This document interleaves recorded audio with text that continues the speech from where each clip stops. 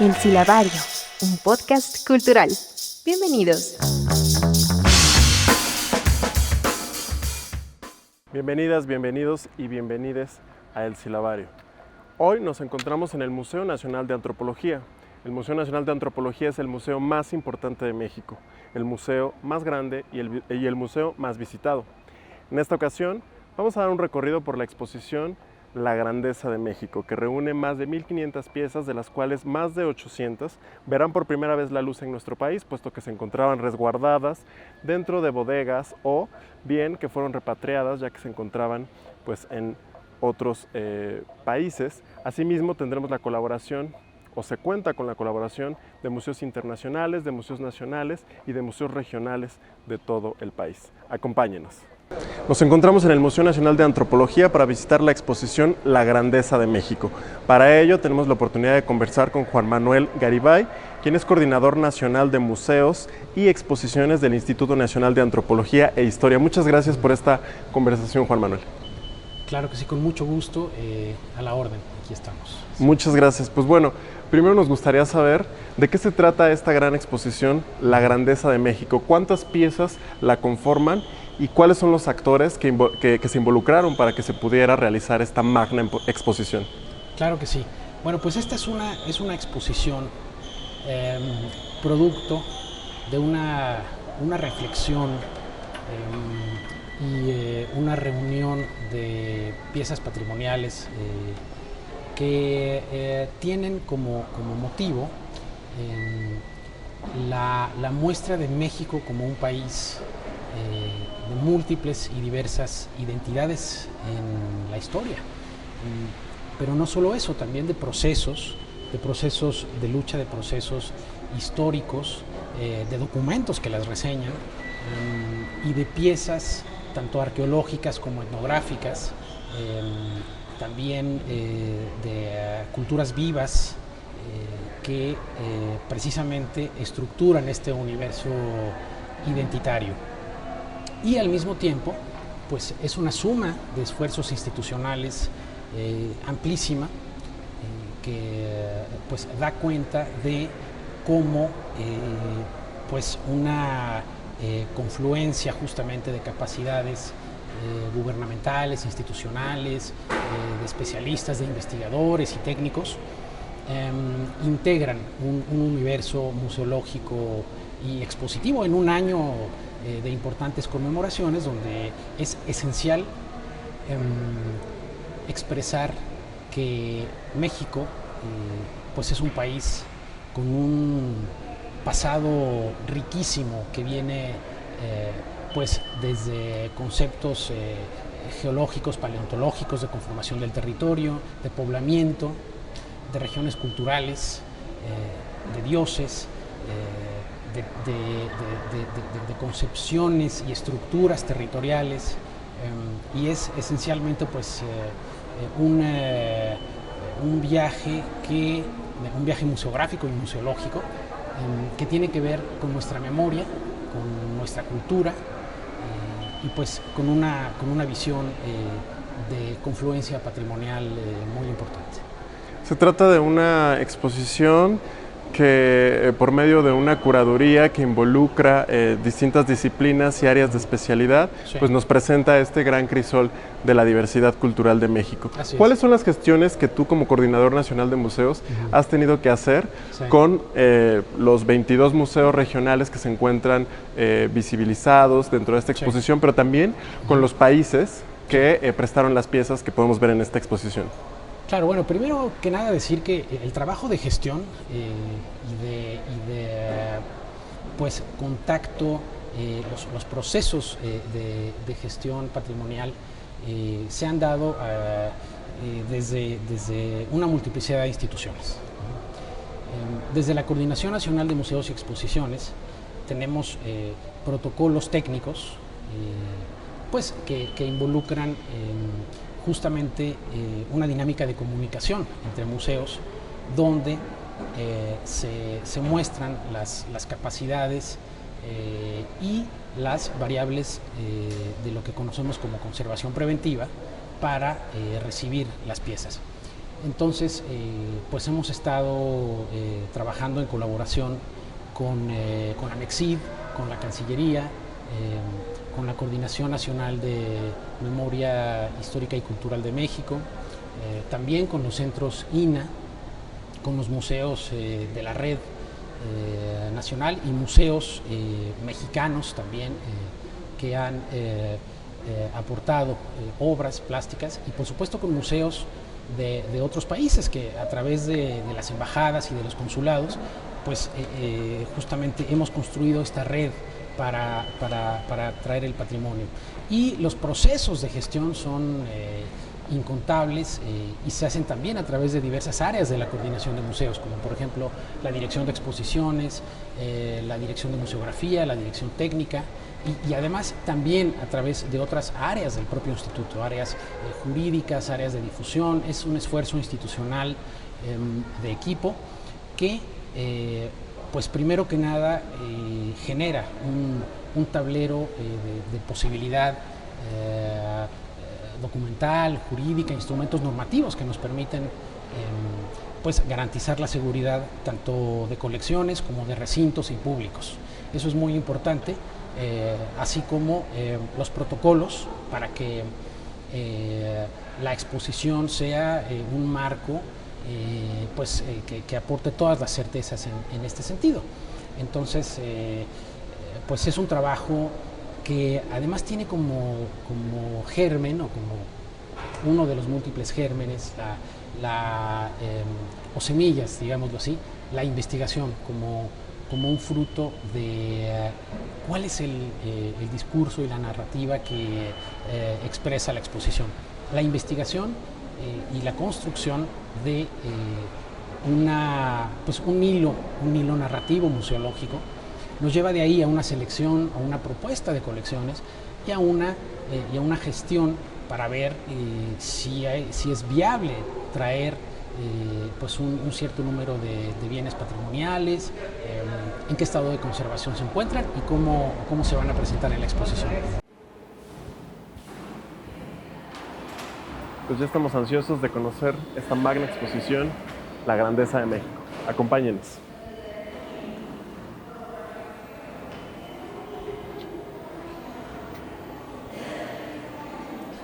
Estamos en el Museo Nacional de Antropología con Karina Romero, quien nos ayudará a recorrer esta exposición, La Grandeza de México. Gracias por este recorrido, Karina, qué gusto estar en este gran museo y tener la oportunidad de presenciar la grandeza de México. ¿De qué se trata esta exposición? Sí, pues esta exposición justo le hace o aspira a hacerle honor a su nombre, ¿no? Y habla de la grandeza de México basada en las múltiples identidades que conforman nuestro país y que en este sentido va a través del tiempo y de la geografía, a través de la historia, para ir presentando algunos de estos mosaicos que conforman lo que es hoy México. Pues vamos a recorrer este crisol cultural aquí en el Museo Nacional de Antropología. Y bueno, uno de los temas que nos llama la atención dentro de la curaduría de esta exposición es la fuerte presencia femenina. ¿Qué nos puedes decir acerca de esa característica de esta exposición? Pues sí, creo que esto es algo que ha estado siempre presente en todas las culturas que han ocupado nuestro territorio, en lo que a lo mejor no se había hecho suficiente énfasis, ¿no? Aquí en este caso, por supuesto que a la hora de presentar a las principales deidades e incluso a los principales actores de la sociedad era importante incluir piezas con presencia femenina, como es el caso aquí de esta urna que fue encontrada en Tláhuac y que representa a Xilonen, que es una deidad del maíz, y bueno, que tiene que ver también con cuestiones de fertilidad y de abundancia. El maíz es otro de los elementos presentes dentro de esta exposición. Se entrelaza con la cosmovisión de los pueblos mesoamericanos y la veremos a lo largo de este recorrido. ¿Por qué es tan importante dentro de la exposición el maíz? Porque es importante para la identidad mexicana. ¿no? Es algo de lo que nos define como mexicanos. México es el país del maíz, el que le da origen al maíz cultivado. Para ello tenemos incluso una muestra del maíz del Pleistoceno, ¿no? Que fue encontrado en el Valle de Tehuacán. En este caso las muestras que nos facilitaron no son las más antiguas, pero sí datan de aproximadamente unos 4.000 años. Estas que estamos viendo precisamente son las que datan de 4.000 años. Sí, 3.400 a 900, algunas de ellas. Y bueno, se están exhibiendo por primera vez. Hablando de presencia femenina, aquí tenemos también una reconstrucción de una mujer del Pleistoceno, la mujer de Las Palmas, que fue encontrada en una cueva de Quintana Roo. Y como pueden ver, esta reconstrucción fue hecha en el taller Dainés en París, a partir de los estudios de antropólogos físicos.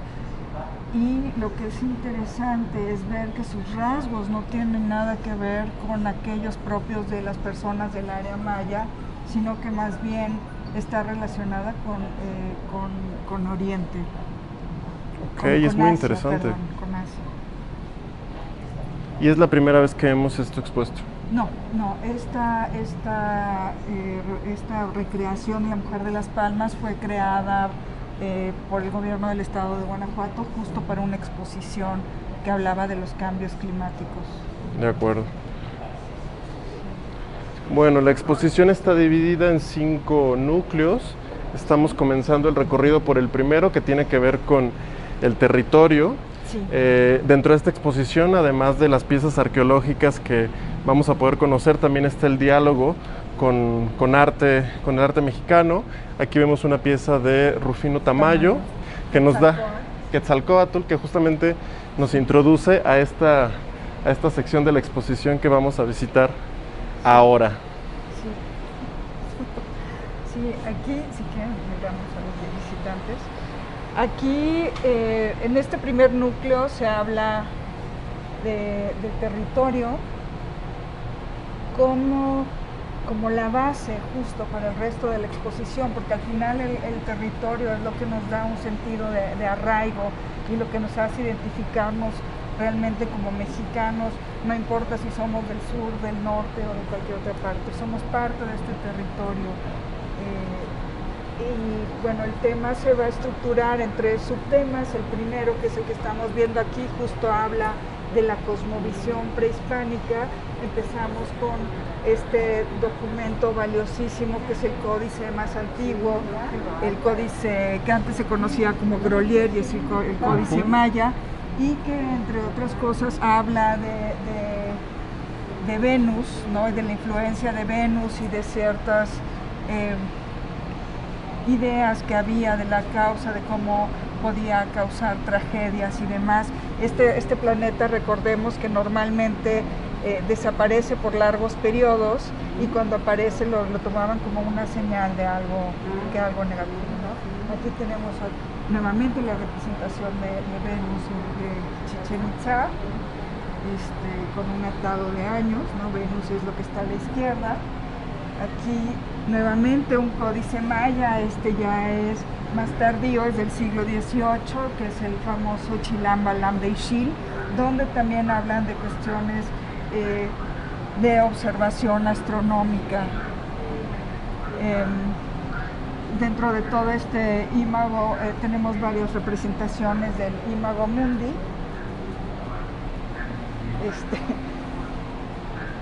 Tenemos varias representaciones de los imagos mundi de algunas culturas.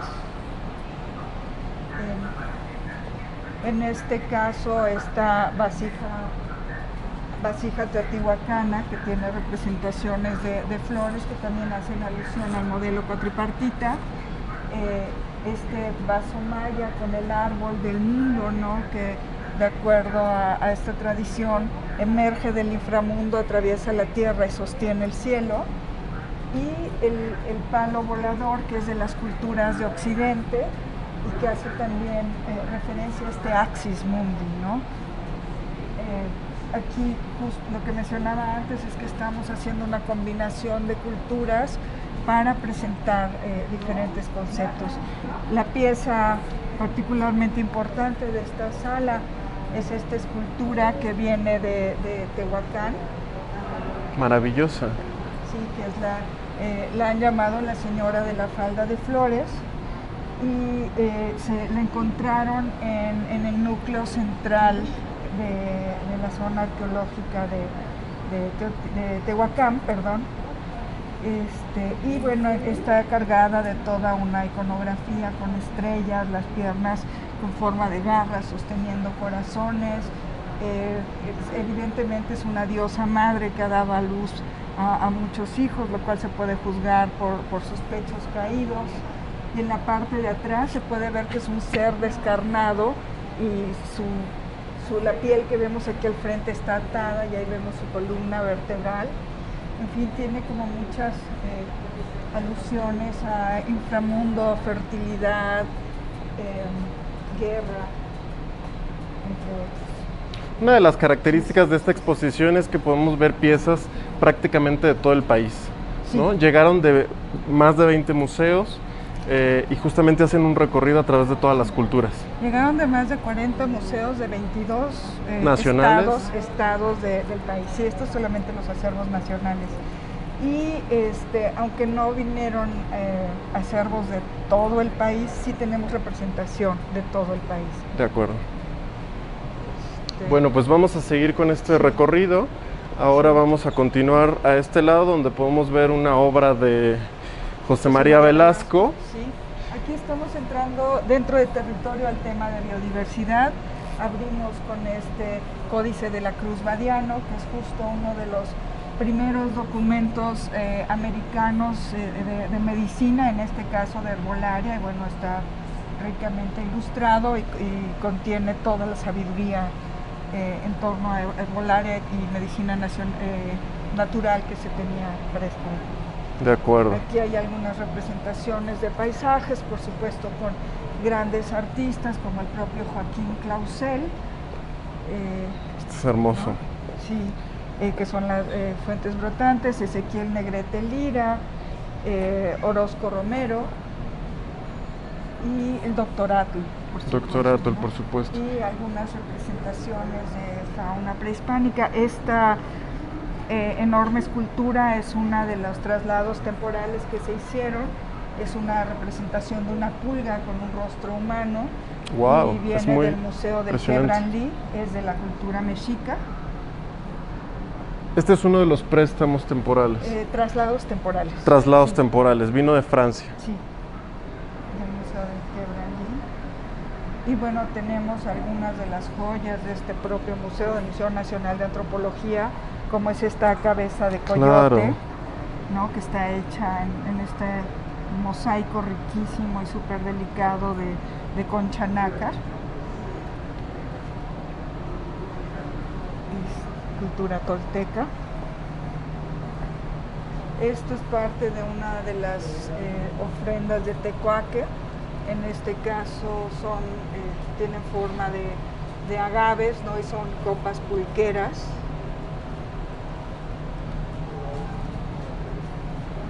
Y nuevamente la presencia femenina. Sí, aquí entramos al tema de la reconfiguración del territorio, ¿no? Aquí primero dimos como una vista general, y aquí ya vamos a mencionar al menos dos hechos históricos que han marcado nuestra historia y nuestras identidades, y que además son los que se conmemoran justo en este año 2021. Y bueno, para abrir el tema están estas otras dos esculturas de Tehuacán que también pues es la primera vez que son vistas por tanto público. Estaban antes en el Museo de Tehuacán, y son dos, los presentan como guerreros, en realidad son como dos guardianes. Lo interesante es que aquí presentan a un guardián, un guerrero águila, que es hombre, un guerrero jaguar, que es hombre, y una guerrera águila. Y esta guerrera presentada de este águila lado. es impresionante. Sí, pueden ver justo que tiene el águila como posada en la espalda, y luego forma parte de su tocado, tiene cráneos alrededor de la cabeza, como una especie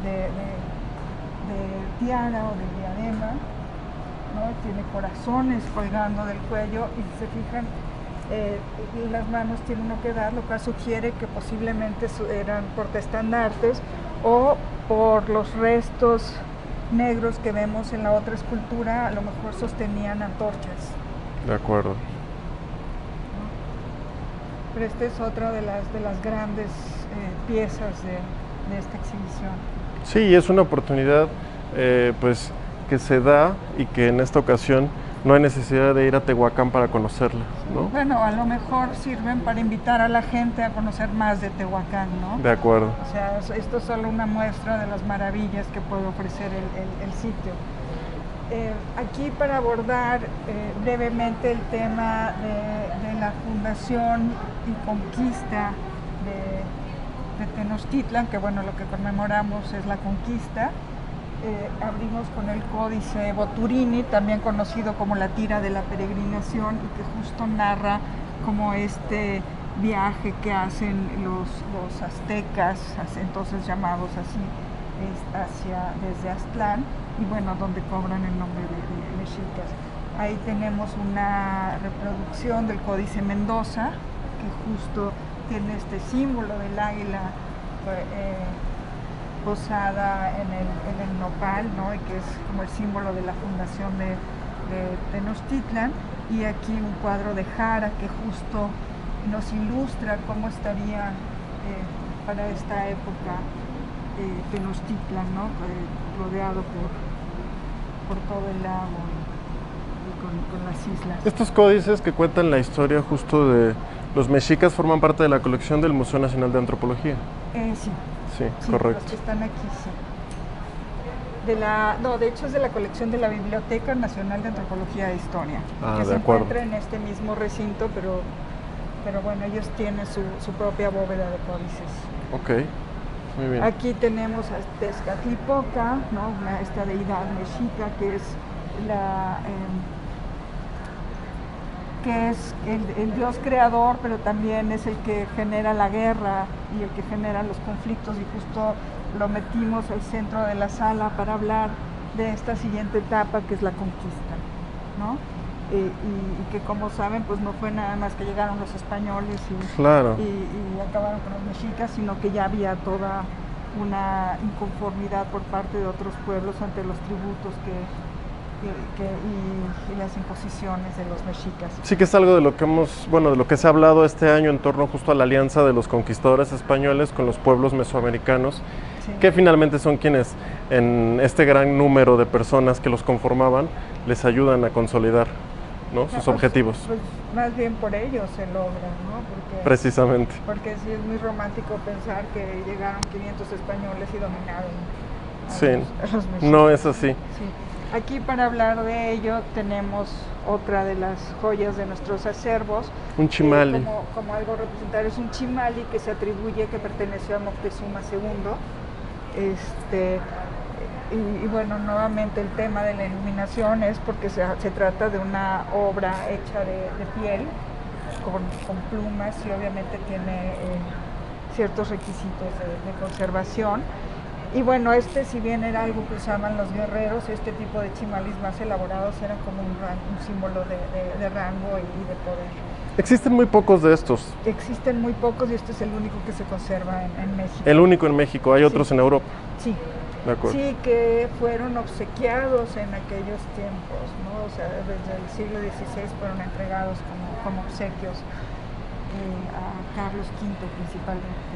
Aquí tenemos el biombo de la conquista, que si bien es una visión decimonónica y un tanto romántica, ¿no? Y vista desde la perspectiva española de los procesos de conquista, pues sí nos ilustra más o menos algunos de estos hechos. Se lee en forma de zigzag, y los números indican las ubicaciones.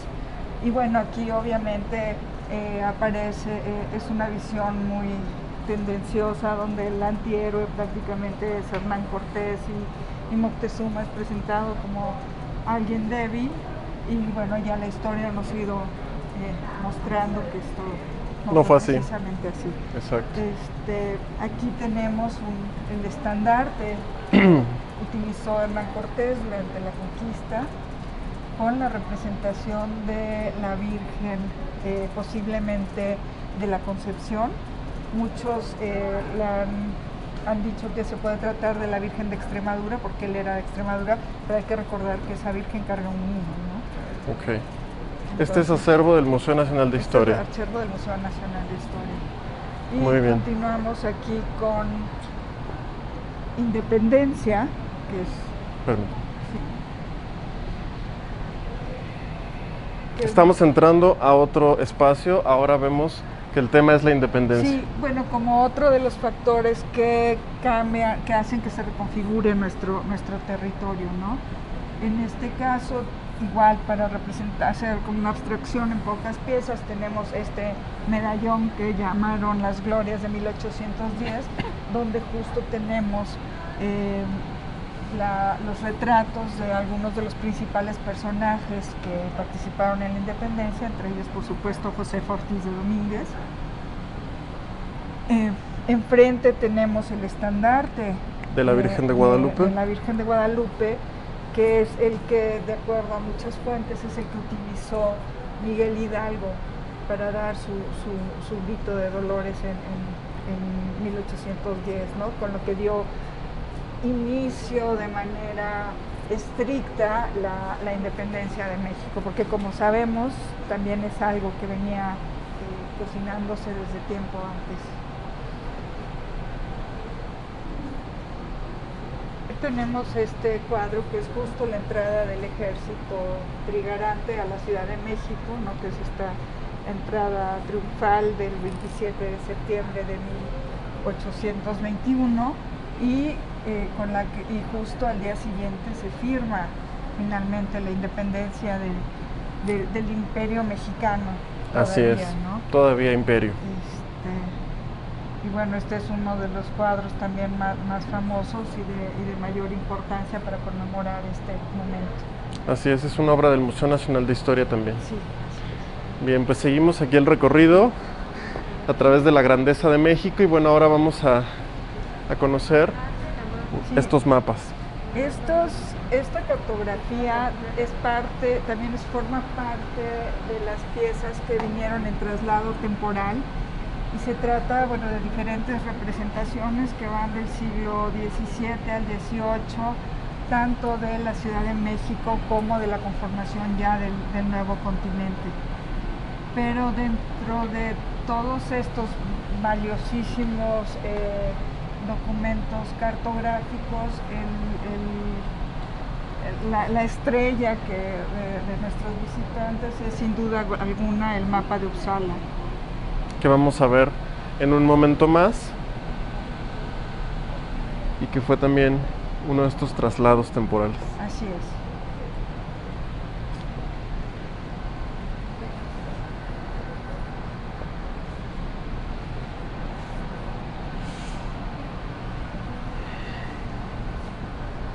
Estamos frente a una carta topográfica de la Ciudad de México que data del siglo XVI, si no me equivoco. Así es. Este mapa se llama mapa de Uppsala o lo llaman mapa de Uppsala porque está resguardado en la Universidad de Uppsala en Suecia. Es hecho en piel y está pintado a mano, y aquí lo interesante es que se trata de un mapa pictográfico que no solo nos enseña el Valle de México como estaba en esta época, ya las construcciones coloniales, la propia catedral, y bueno, todavía vamos a ver algunos rostros de animales que representan los toponímicos de los barrios en los que se encontraban. Vemos los ríos y las calzadas y los puentes, pero también vamos a ver elementos que representan a la flora y la fauna y las actividades. Entonces, esto, más que ser un mero mapa, se trata como de un retrato del lugar y de la sociedad en esta época. Y bueno, lo que hicimos, se le atribuyó por mucho tiempo, porque por aquí entre las leyendas aparece su nombre, y de Santa Cruz, que era el apellido del cartógrafo de Valencia. Se le atribuyó por mucho tiempo y hoy sabemos que fue hecho por alguien de origen mexica. De acuerdo. Entonces, aquí tuvimos esta oportunidad de que nos prestaran el cuadro de Juan O'Gorman, de la Ciudad de México, donde justo se le ve sosteniendo este mapa, ¿no? Hermoso. Es una vista del Monumento a la Revolución en construcción. Sí. Entonces, Es impresionante el nivel del detalle, justamente. sí. Es una de las piezas que sin duda hay que detenerse a observar en esta gran exposición. Sí, no, y estudiarla, de verdad vale la pena como leer más acerca de ella. Digo, tenemos una cédula, pero es limitada la cantidad de información que podemos tener para realmente apreciar. Fantástico. Pues seguimos en este recorrido. Aquí, bueno, cerramos Ahora vamos a este tema conocer esta pieza. Con Sí. esta vista de la Plaza Mayor de la Ciudad de México, donde ya vemos entonces una ciudad del siglo XVIII mucho más poblada, reflejándose todas las actividades económicas, aquí la entrada, ¿no?, de los virreyes. En fin, es también un cuadro donde uno puede perderse y ver los diferentes grupos sociales representados dentro de la dinámica de esta ya gran ciudad en el siglo XIX. El mercado, Sí. ¿no? Las dinámicas Sí, el sociales, dinámico justamente. establecido en la plaza, ¿no?, que era como originalmente se hacía, las iglesias, personajes religiosos, en fin, es realmente otro para detenerse a observar y entender ya la dinámica del siglo XVIII, ¿no? Los aguadores, vendedores. Tienen que verla de cerca. Sí. Es impresionante. Y bueno, seguimos ahora en el tema de la espiritualidad. El segundo tema es la espiritualidad. Hay que recordar que estos temas son como abstracciones de aspectos que conforman las identidades en México, ¿no? Entonces volvemos a mezclar culturas, pero son elementos en común. En este caso, la espiritualidad, entramos con la espiritualidad prehispánica. Aquí tenemos esta maravillosa escultura de la cultura xochicalca, que fue bautizada como el creador, y es muy interesante como la combinación de elementos iconográficos. Por ejemplo, los dientes nos recuerdan a Tlaloc, al dios de la lluvia. En los ojos son muy parecidos a los de la deidad solar de los mayas. Aquí tienen el tocado, un símbolo de año teotihuacano, ¿no?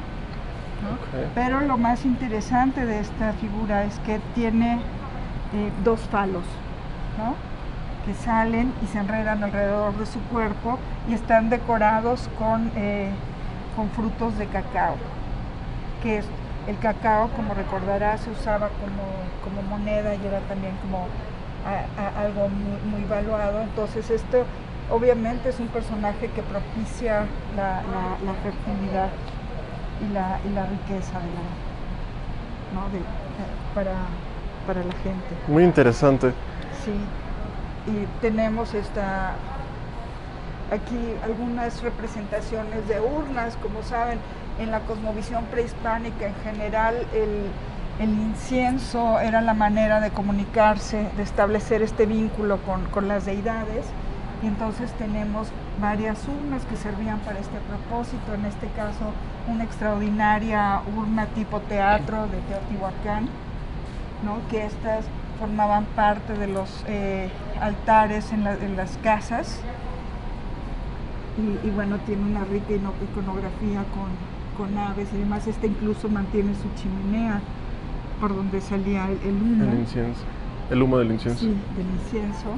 A continuación tenemos una urna extraordinaria de la cultura maya, en este caso de Palenque, del clásico tardío, donde es la representación de una mujer de élite. Le vemos los dientes limados como en esta forma de T, que es Ik, que es el viento, el aliento divino. Y tiene orejeras, nariguera, y bueno, tiene un elaborado tocado donde se representan los 3 niveles del cosmos, ¿no? El inframundo con este como monstruo de la tierra y el ave celeste. Y si bien en la sede de la SEP es donde tienen las piezas repatriadas, aquí algo interesante con lo que estamos haciendo juego y relacionando las dos exposiciones son estas 2 urnas que fueron encontradas en la cueva Laguna Cival de Chiapas y que son digamos que hermanas de la cueva que fue recientemente repatriada y que se exhibe en el CEP. La de la izquierda, que es un personaje masculino, es prácticamente idéntica a la que fue repatriada, y la de la derecha representa una deidad femenina posiblemente relacionada con la luna. De acuerdo. De este lado vemos a Hecatl. Aquí tenemos una figura monumental, maravillosa de Hecatl, que viene de Puebla,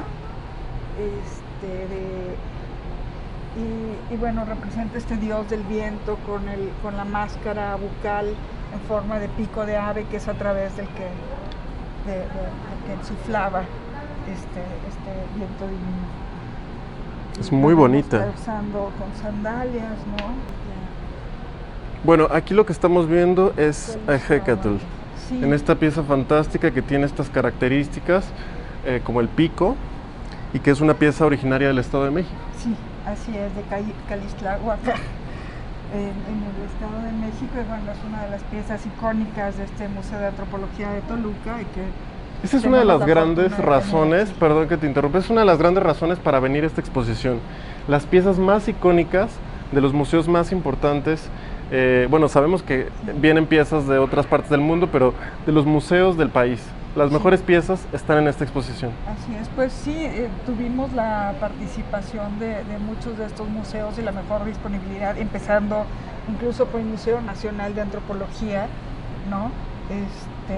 De facilitarnos sus tesoros justo para poder celebrar esta grandeza de México otra vez. Entonces, a lo mejor sí son muchas piezas que se han visto, pero nunca habían estado reunidas en una exposición, muchas veces porque se trata o de discursos en torno a una figura determinada, una cultura, una región, una temporalidad determinada, pero en este caso justo estamos mostrando, ¿no?, como grandes tesoros de las diferentes culturas. De acuerdo. Aquí hay otra de las piezas en traslado temporal. Esta es otra representación de Hecatl, ¿no? Esta viene del Museo Quebrandí de la cultura mexica. Se trata de una figurilla de molde, pero bueno, aquí vemos a Hecatl más personificado como un guerrero, justo tiene como un chimal y la máscara bucal, elaborado tocado. Y a continuación tenemos representaciones de algunas de las deidades, solo para darnos una idea de panteones de diferentes culturas. Por ejemplo, este vaso polícromo fue encontrado en Uxul, en el sur de Campeche, es de la cultura maya, y en él vemos la representación de Itzamna, el dios supremo, el dios creador, en este caso presentado como un dios viejo con su tocado de ave, ¿no? Y al lado vemos esta figurilla que al parecer viene de la isla de Jaina, también en el área maya, de una mujer sosteniendo un conejo, y es una mujer joven. En este caso es la consorte de Itzamna y es Ixchel, la diosa de la lluvia y del agua, en este caso también relacionada con la luna, ¿no? Aquí está esa vocación de deidad lunar sosteniendo a este conejo. Atrás vemos al dios murciélago de la cultura zapoteca, que también es de suma importancia, de Oaxaca. Aquí volvemos con otra deidad maya muy importante, que son estas figurillas en forma de flor de la cual emerge el dios del maíz, ¿no? Es un dios joven. que justo está como envuelto entre las hojas del maíz. Y atrás una pintura teotihuacana que nuevamente nos muestra un personaje vestido con características de Tlaloc, lo que mencionábamos hace rato de los colmillos, ¿no? Pero en este caso también tiene las anteojeras que caracterizan a esta deidad, y está cargando también una bolsa con mazorcas de maíz, y tiene una planta de maíz en la mano. El maíz siempre como una constante. Como una constante en nuestra cultura, es la columna vertebral, ¿no? Y aquí tenemos una representación de Xipetotec, nuestro señor, el desollado, que se dicen que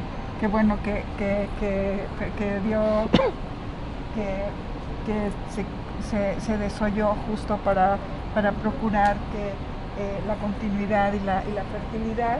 Aquí lo que es interesante es que casi todas las representaciones de Xipe que se conocen son de la cultura mexica, y esta viene del occidente de México. Sí. Entonces, Ok, pues vamos a seguir de este lado. Sí, para cerrar con las deidades, esta urna con tapa, que es de la cultura mexica y justo representa a Tonatiuh, el dios del sol, ¿no? Y está representado con todos los colores que caracterizan a este astro. Y si se fijan, está emergiendo, podemos reconocer ciertos picos alrededor que hacen alusión justo a la piedra del sol. Sí. Y de este disco solar emerge la cabeza de la deidad.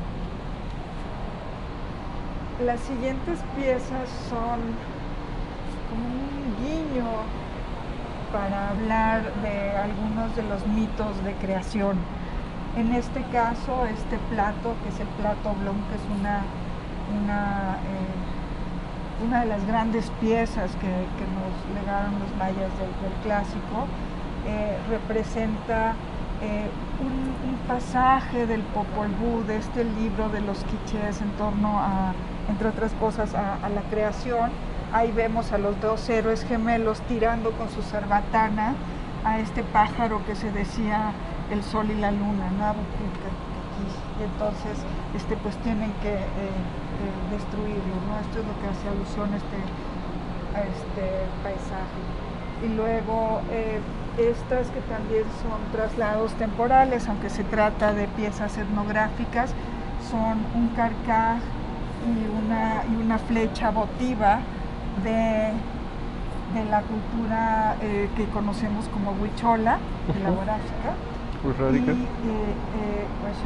Y aquí lo que hacemos alusión es justo esta creación, a este mito en torno al venado azul, y su cacería, y entonces cómo se deja atrapar y surge el peyote, ¿no? Por aquí está contada la leyenda. Y para hacer una transición entre estos mitos, tenemos justo esta obra, que es obviamente de manufactura indígena, pero en la que se muestra ya el mito de creación cristiano, ¿no? Tenemos a Adán, Eva en el paraíso, la serpiente con la manzana, Dios, los ángeles, y esto era algo interesante, porque cuando empiezan a hacerlo, los evangelizadores utilizan la mano de obra de los frailes, de los indígenas, perdón, para justo hacer estos elementos didácticos en torno a estas nuevas creencias que quieren imponer.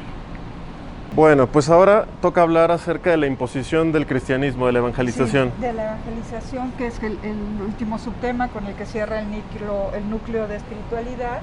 Y bueno, aquí vamos a ver, para empezar, este libro que es muy importante, que es la brevísima relación de la destrucción de las Indias, donde justo Bartolomé de las Casas hace esta relatoría a partir de esta creencia de que los indios no tenían alma, ¿no? Y es como, este libro se constituye como una defensa, y también denuncia los abusos a los que eran sujetos por parte de muchos conquistadores españoles, aunque también esto da pie a toda esta leyenda negra que se da en torno a la conquista. Aquí tenemos un Cristo de pasta de caña, obviamente de manufactura indígena, en este caso de Michoacán. Este es un catecismo del siglo XVI, donde justo a través de pictogramas y demás estaban enseñando la doctrina a los indígenas. Y aquí tenemos un escudo que es el escudo de la Santa Inquisición, que inicia en México justo en 1571, pero bueno, en realidad se suponía que a este tribunal no eran sometidos los indígenas, porque se consideraban que eran nuevos católicos y todavía no conocían bien las prohibiciones. Sin embargo, pues sí tenían que ser sometidos a ciertos autos de fe, como vemos en otra pintura. Aquí vemos 3 cuadros de plumaria. Sí. Sí. Aquí vemos 3 cuadros de plumaria que vienen del Museo de las Américas de Auch, Francia. Este es algo del arte indígena que rescataron muchísimos evangelizadores para esta vez nuevamente hacer representaciones de arte religioso, ¿no? Si se fijan, es de una delicadeza impresionante, con cierta variedad de especies de aves y demás para decorar esas piezas. Estos 3 son del siglo XVIII y vienen del acervo que mencioné, y el que está a la izquierda, el Pantocrátor, es de la colección del Museo Nacional del Virreinato. Esta es la obra de arte plumario más antigua que existe en México, data del siglo XVI, y justo es una representación de Dios bendiciendo.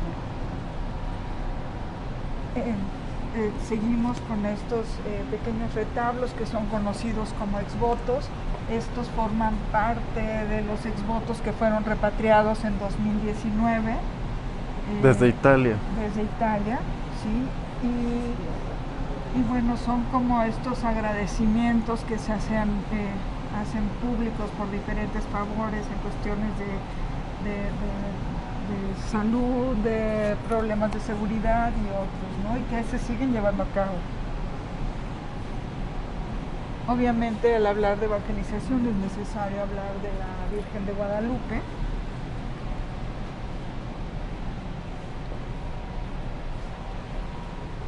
Que vemos aquí en esta obra de un anónimo mexicano del siglo XVIII, y aquí tenemos otro cuadro que justo representa la aparición a Juan Diego, ¿no? En el cuadro de la Virgen de Guadalupe vemos 4 apariciones también. Y bueno, al hablar de arte religioso no podía faltar, este es un auto de fe, es que me iba con Villalpando.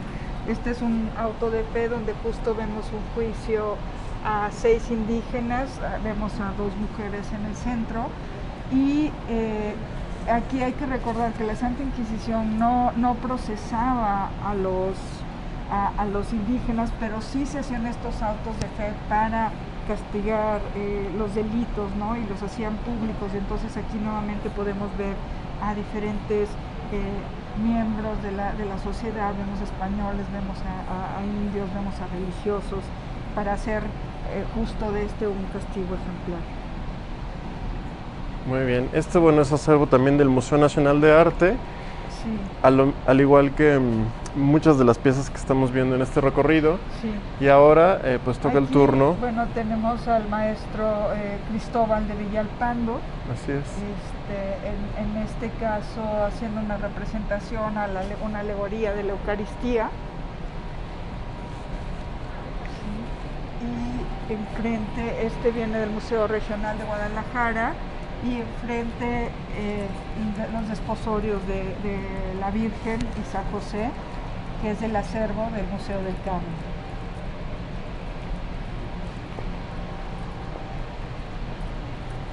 Y bueno, finalmente, como parte de la espiritualidad, tenemos también las fiestas que surgen y ritos que surgen, muchos de ellos como parte de esta yuxtaposición de creencias, ¿no? Y como siempre se ha hablado como de un mestizaje, pero en realidad como que se sobreponen ciertas creencias que se manifiestan en ritos.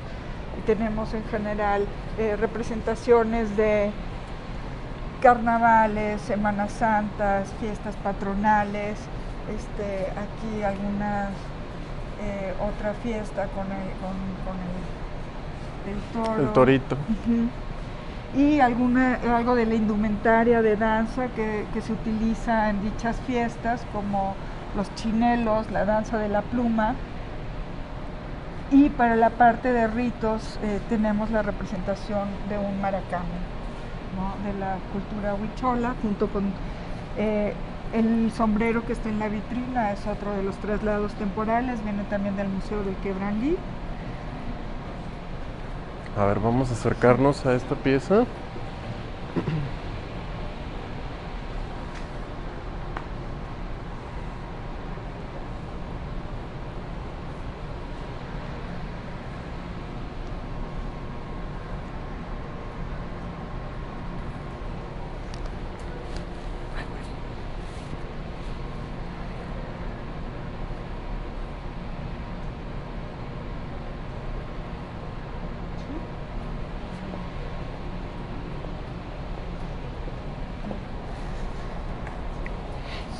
Este es el tercer tema, que es acerca del individuo, origen y centro de las culturas, y empezamos a mostrar representaciones del ciclo de la vida del individuo en general, esta vez particularmente con esculturas prehispánicas, en este caso con dos representaciones de Tlazalteotl, esta que es de la cultura huasteca, y aquí y la otra que es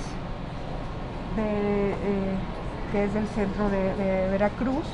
Aquí la vemos representada como la diosa de la fertilidad y protectora de las embarazadas, de las mujeres en parto, ¿no? Aquí, con esta serie de 4 figurillas, representamos la infancia, el nacimiento, la infancia, la juventud y el matrimonio, y bueno, se explica a grandes rasgos cómo eran estos procesos en general en las culturas mesoamericanas. Hablamos también de la educación tan rígida que de repente recibían tanto en las casas como en las escuelas, ¿no? Existe también en esta sala una buena presencia, como a lo largo de la exposición, de figuras femeninas. En este caso vemos a la Coatlicue. Sí, a la Coatlicue como diosa madre del sol y como principio de vida y de muerte, ¿no? Es como todo cíclico. Aquí la vemos representada con su falda de serpientes, ¿no? Con estas como garras que visten sus pies.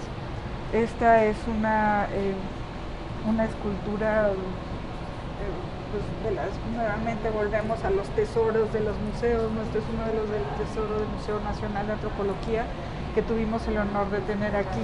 La oquedad en el pecho servía normalmente para colocarle alguna piedra verde, posiblemente, como una manera de darle vida a la escultura.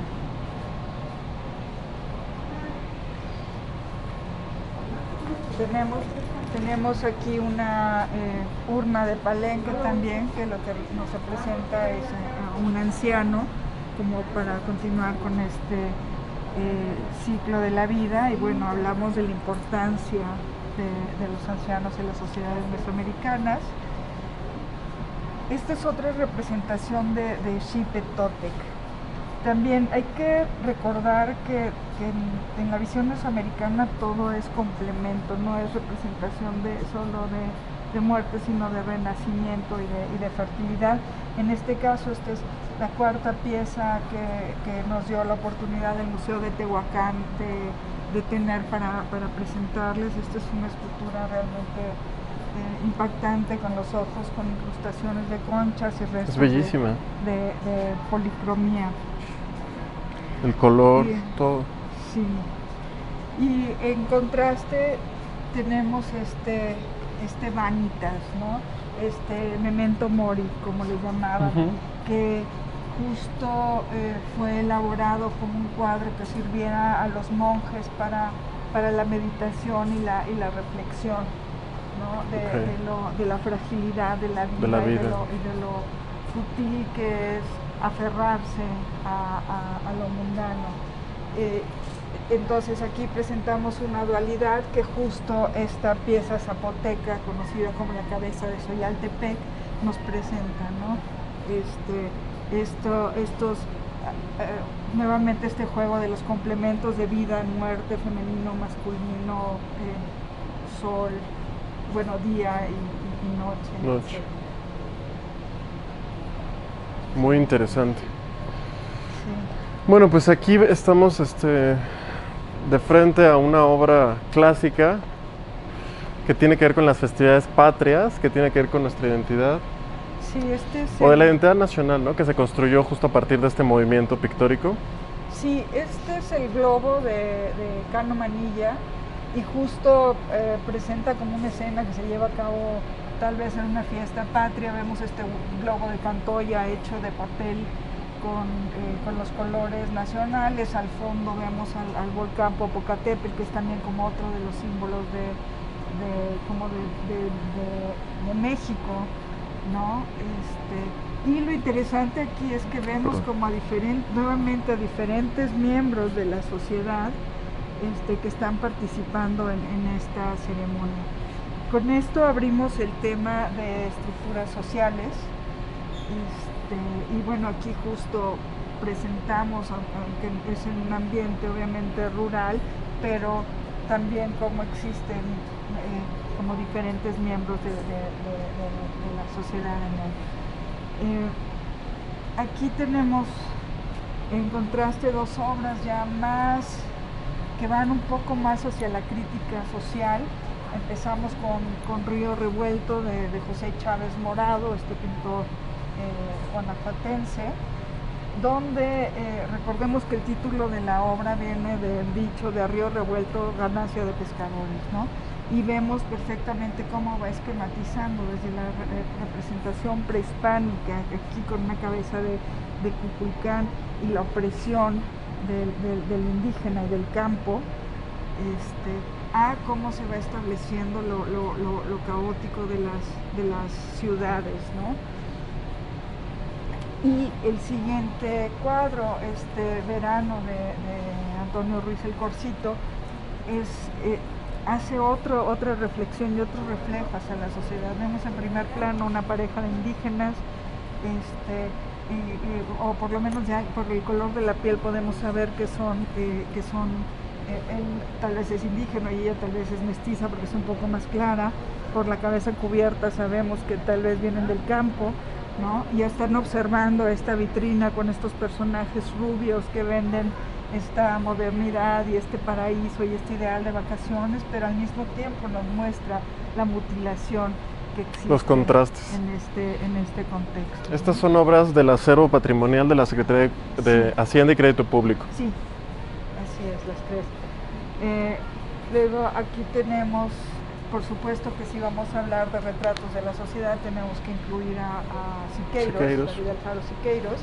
En este caso es el accidente en la mina, ¿no? Donde pues obviamente habla tanto de las condiciones laborales que él aprendió durante su estancia en Jalisco, ¿no? Al convivir con los mineros, como de la solidaridad de los trabajadores. El siguiente cuadro es La Madre Proletaria, también de Siqueiros, donde vemos, bueno, esta madre realmente exhausta, ¿no? Pero ya el título Proletaria nos habla de una madre que trabaja, ¿no? Y con estos tres niños aferrados completamente a ella, y es un retrato también de la miseria. Es un retrato muy crudo, Sí. ¿no? Aquí tenemos algunas esculturas, la de la izquierda es de Elizabeth Catlett, que es esta afroamericana que después se nacionalizó mexicana y estuvo justo haciendo retratos de esta otra parte de la sociedad que nadie mostraba, ¿no? Y la señal de Francisco Zúñiga, donde también nos enseña una mujer indígena con un gesto de angustia y dolor. Recordemos que la gráfica mexicana, teniendo como principal representante tal vez a Leopoldo Méndez, también hizo retratos muy específicos de las desigualdades sociales y de los demás problemas. Casi toda la gráfica de este muro es de Leopoldo Méndez, a excepción de la de arriba, que es de Orozco. Y bueno, aquí tenemos otra gráfica más tardía de Andrea Gómez, donde también nos hace retratos de campesinos, de esta madre contra la guerra y una familia mexicana. Nuevamente volviendo con las representaciones de afromexicanos, tenemos este cuadro de Orozco Romero, donde vemos par de personajes femeninos con características de afrodescendientes, ¿no? Ha sido también una constante dentro de la exposición, ¿no? El tema de visibilizar al pueblo afromexicano. Sí, porque casi siempre se platica de México como de origen mesoamericano, es más, nos olvidamos incluso de Oasis América, ¿no? De las culturas del norte, y la presencia africana tiende a ser ignorada cuando es algo que es parte de nuestros raíces también, ¿no? Y por eso es importante tener esta representatividad en la muestra. Aquí estamos frente a otra pieza de los traslados temporales, una pieza magnífica. Sí, esta es una figurilla femenina de Chupícuaro. Esta pieza también pertenece al Museo del Quai Branly en París. Y es una pieza sumamente importante para ese museo porque cuando empezó a conformar su colección, que fue a partir de colecciones de otros que fueron donadas, la primera pieza que adquirieron fue esta de Chupícuaro. Entonces, pues bueno, es una pieza muy famosa y que finalmente por esta modalidad de traslado temporal pudo venir a México para que la conocieran. Aquí vemos representaciones de figurillas de hombres y mujeres de diferentes culturas mesoamericanas, en este caso Olmeca, Maya, Golfo, Teotihuacán y Occidente. Y bueno, aquí nos detuvimos. Claro, sí. No, es que pensaba hacer esto. Ok. Sí. Y aquí al centro tenemos a una de las piezas también más importantes de la exposición. En este caso se trata de una escultura que viene de Amajac, en Veracruz. Fue encontrada por la comunidad y esta es la primera vez que se exhibe. Tuvimos la oportunidad de que nos permitieran presentarla en esta exposición y representa a una mujer de élite. Normalmente las esculturas huastecas muestran deidades, pero en este caso, por los diferentes atributos, los arqueólogos han concluido que se trata en realidad de una mujer de élite, ¿no? Con este tocado elaborado y toda esta joyería. Es muy probable que sus ojos tuvieran incrustaciones, y tiene que ese es un elemento que también la relaciona más con la escultura y el arte del altiplano central. Es maravilloso. Sí. Tiene muy poco tiempo de haberse descubierto. Sí, esta se encontró en los primeros días del 2021 y es la primera vez que se exhibirá. ¿Este año? Sí. Y es única en su tipo. Es única en su tipo. Por estas características, justamente. Sí, no, y está intacta, ¿no? En perfectas condiciones. Sí. Maravilloso. Pues seguimos en este recorrido por la exposición La Grandeza de México. Aquí como parte de la sociedad, de este tema del individuo, tenemos también la vida cotidiana.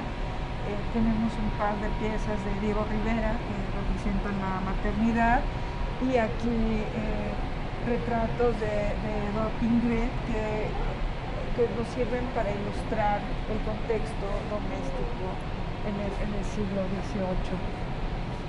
Tenemos también un par de maquetas de Occidente, que son estas maravillosas miniaturas que también nos representan dos tipos de vivienda, una casa y una choza. Aquí retratos familiares del siglo XIX con la representación de la madre, ¿no? como el eje de este contexto familiar. El retrato de doña Ángeles Chávez y las niñas, posiblemente sus nietas.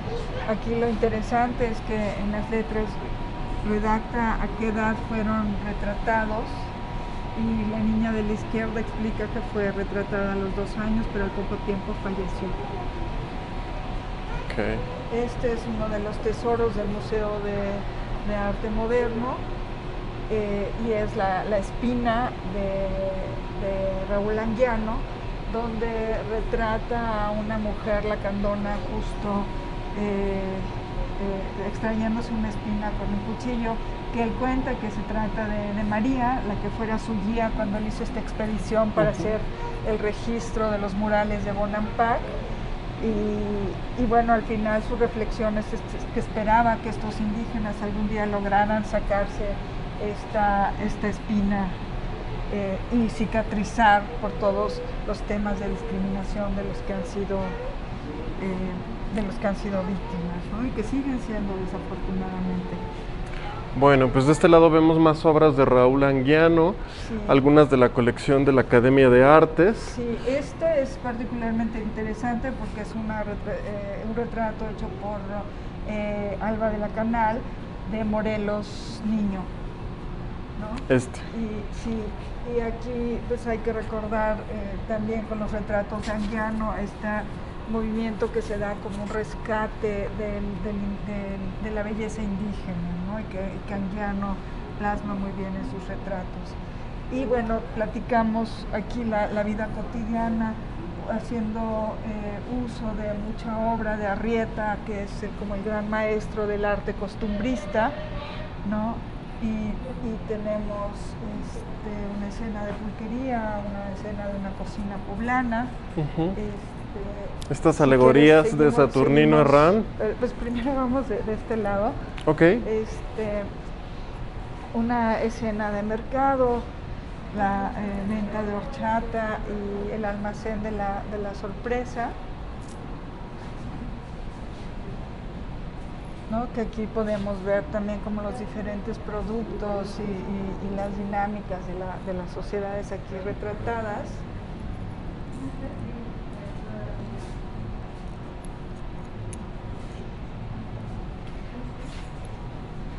Y con estos cuadros monumentales de Saturnino Herrán, que son a la izquierda la alegoría del trabajo y a la derecha la alegoría de la construcción, justo queremos hablar como de los diferentes oficios, ¿no? En este caso también es una fortuna tener a este maestro que está también entre los pintores catalogados del arte mexicano, con estas maravillosas representaciones monumentales. Maravilloso. Bueno, estas son acervo del Instituto Politécnico Nacional. Sí. Qué maravilla tener la oportunidad de justo que estén estas piezas reunidas y que podamos conocerlas y, como decías hace rato, después ir a estos recintos y conocer a fondo lo que tienen que mostrarnos. Sí. Y bueno, aquí cerramos un poco hablando de la milpa y el trabajo en el campo, también en los pescadores, y nuevamente volvemos a este eje del maíz, tanto con estas representaciones en tenangos monumentales del Museo de Culturas Populares, de a Milpa y las actividades y sus diferentes participantes, como también en estas vasijas, principalmente de Occidente, donde tenemos representaciones de los elementos básicos de la alimentación, como el maíz, la calabaza, el cacao, esta olla magnífica, ¿no? Esta con olla es rostros impresionante, y, sí. y reptiles que bien podrían ser una obra del maestro Toledo. Exacto, sí, claro. Es fantástica. Y ya. Y bueno, tenemos hacia allá tenemos esta gran representación purépecha en papel cortado, justo de las deidades de los cultivos.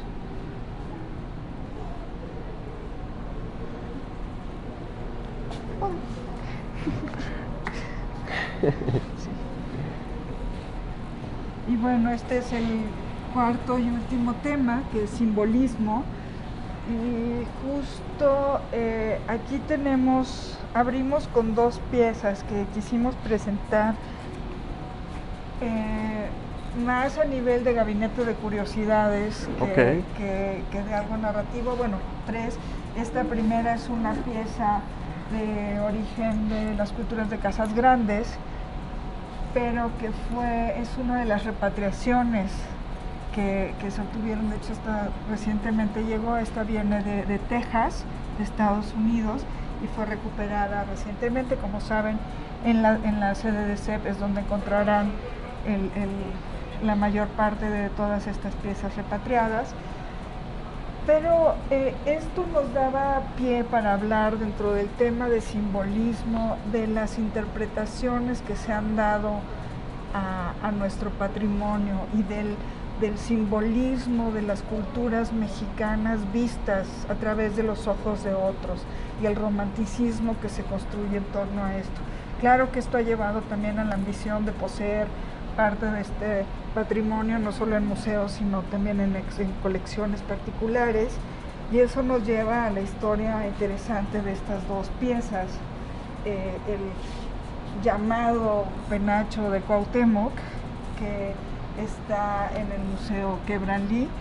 Como verán, pues evidentemente por las dimensiones no se trata de un penacho, tiene unos 26 centímetros de diámetro, ni se sabe que haya pertenecido a Cuauhtémoc, ni siquiera que sea una pieza realmente mesoamericana, ¿no? Okay. Pero lo que sí es cierto es que es una obra antigua de arte plumario que tiene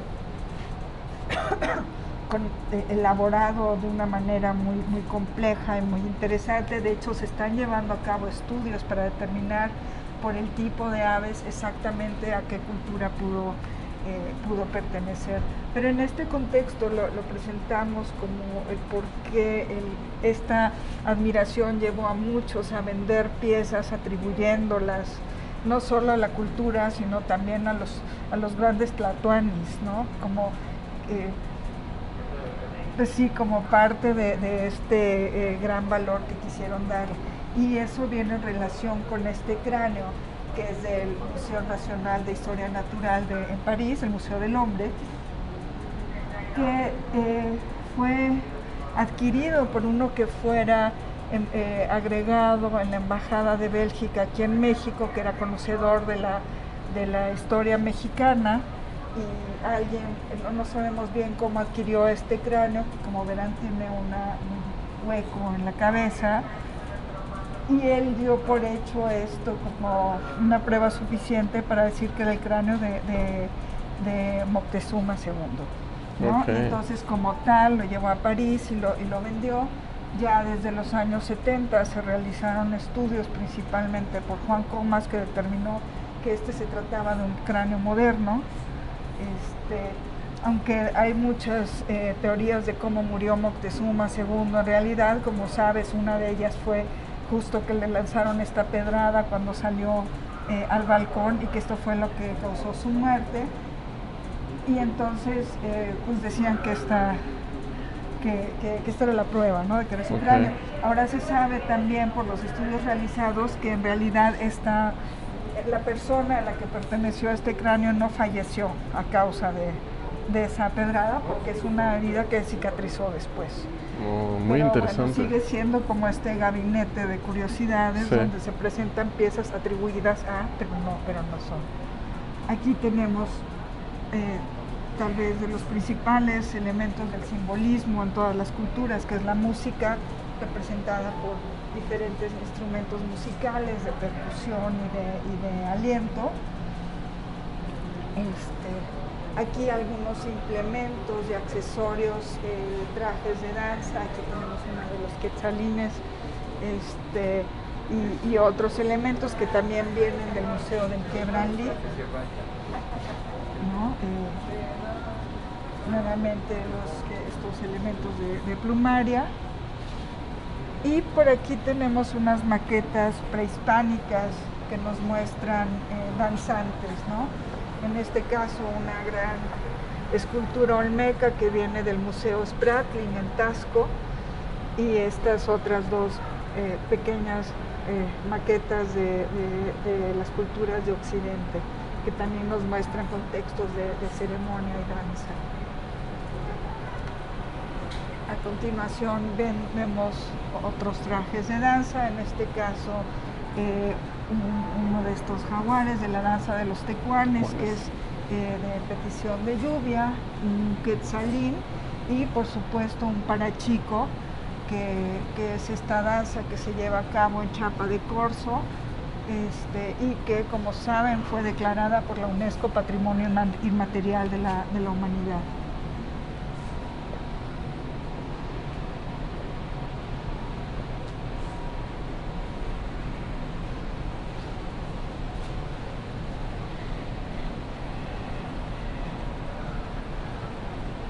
Aquí algunos cuadros que hacen también referencia a danzas, ¿no? En este caso de Ramón Cano Manilla, que habla de la danza de Xochitl Itzáhuac. Se trata de una danza que se lleva más bien en ceremonias de contextos familiares e íntimos, sean bodas o bautizos o las vestidas de los niños Dios y demás, y que se lleva a cabo principalmente en la Sierra Norte de Puebla, y que se cree que es de origen prehispánico. Muy bonita. Sí, y seguido también de Cano Manilla nos presenta aquí un fandango, ¿no? Donde están bailando el tradicional huapango, y es posiblemente en Veracruz. Otro elemento importantísimo de nuestro simbolismo es la lengua, ¿no? En este caso, la lengua escrita, la lengua hablada, y demás. Tenemos aquí esta lápida que se conoce como el escriba de Palenque, que en realidad nos está mostrando un gobernante cautivo, ¿no? Le vemos los lazos a los brazos y su postura, pero que sostiene como un pincel, y hay una inscripción que es justo una fecha. Como saben, los mayas tenían un sistema tanto calendárico como de escritura muy elaborado, y aquí podemos ver uno de los hermosos ejemplos que se han hallado en Palenque. Muy bello. Y en contraparte, para la parte colonial, tenemos por supuesto que ni más ni menos que el privilegio de tener el cuadro que Miguel Cabrera hizo de Sor Juana Inés de la Cruz, que este es uno de los tesoros del Museo Nacional de Historia, y que nos dieron la oportunidad de integrar a esta exposición. Maravilloso. Pues seguimos en este recorrido, Sí. ahora por el arte. Sí, ahora para cerrar quisimos hacer un apartado acerca del arte, que bien, si bien todo el recorrido justo nos ha estado mostrando arte de todas las culturas y épocas, aquí es hacer una evocación al arte nacionalista, ¿no? Al arte que buscaba exaltar este patriotismo y historia de México, y que se lleva a cabo principalmente en la primera mitad del siglo XX. Entonces aquí tenemos a Siqueiros representando a Cuauhtémoc, al último gran Tlatoani, junto junto a Orozco en este cuadro que se llama Los Teules 4 y que, como saben, Los Teules es una serie de 60 obras que Orozco hace para ilustrar la conquista de México, ¿no? Este está cargado de toda la expresión, ¿no? de la batalla con el caballo caído, la mano atravesada por la pluma, es un cuadro muy poderoso. Muy poderoso. Y en contraparte tenemos aquí algunas obras de González Camarena, de Luis Arenal y nuevamente Orozco, hablando de elementos de la revolución, ¿no?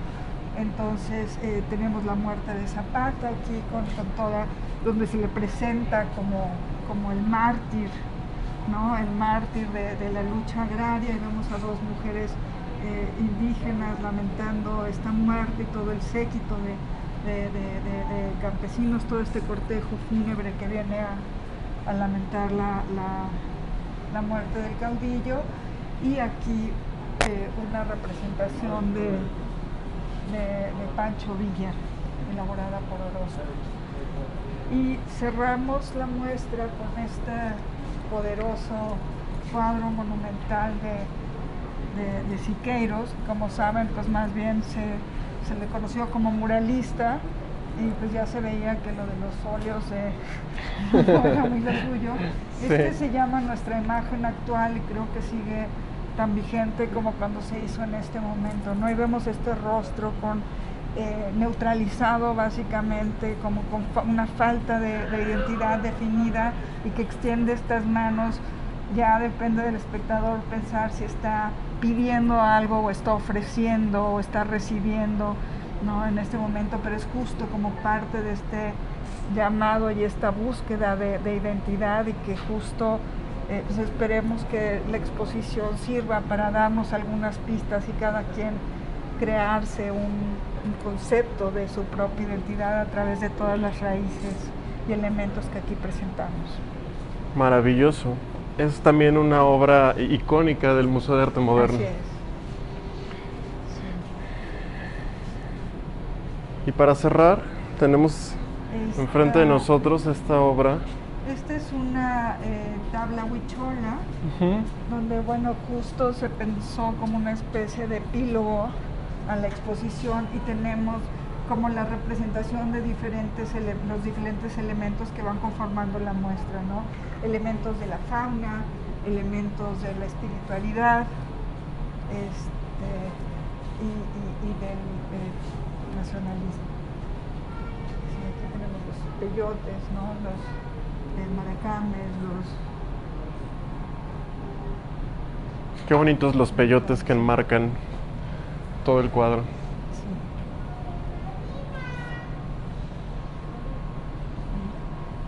Muy bien, pues muchas gracias. De nada. El Silabario, un podcast cultural. Gobierno de México.